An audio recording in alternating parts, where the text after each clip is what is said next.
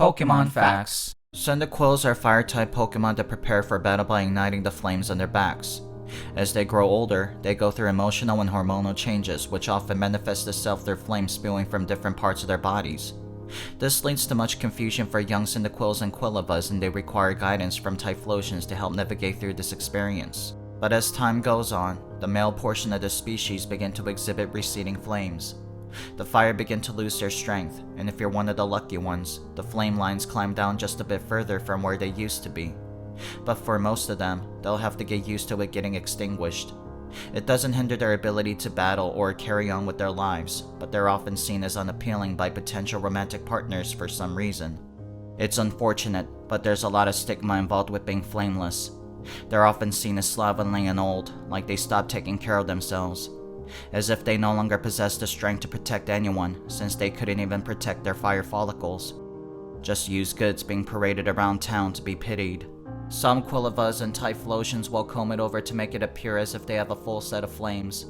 Some will order medications and ointments from less than reputable sources to recapture their lost youth. None of them work as advertised, of course, but these Pokemon are desperate, and these companies feed on their desperation.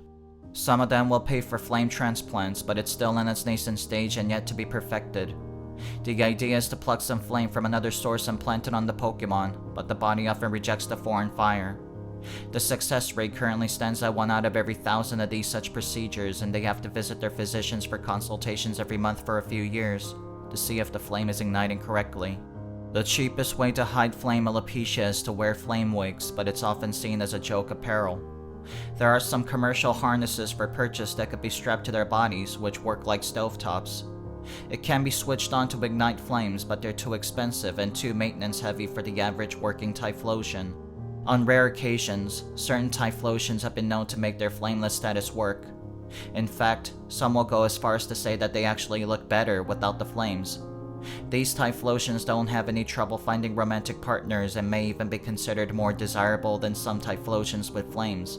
However, don't go thinking anyone can make it as a flameless Typhlosion just because of these outliers, because the commonality between them happens to be their level of physical attraction. Fireless or not, as long as you're a specimen chiseled by Arceus from the finest marble, you will remain desirable.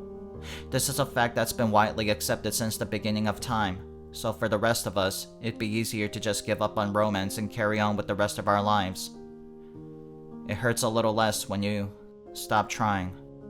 I'm your stepdad stuck in the dryer, and this has been another episode of Pokemon Facts. Please like, comment, and subscribe for more factual Pokemon facts. Have a wonderful Pokemon day.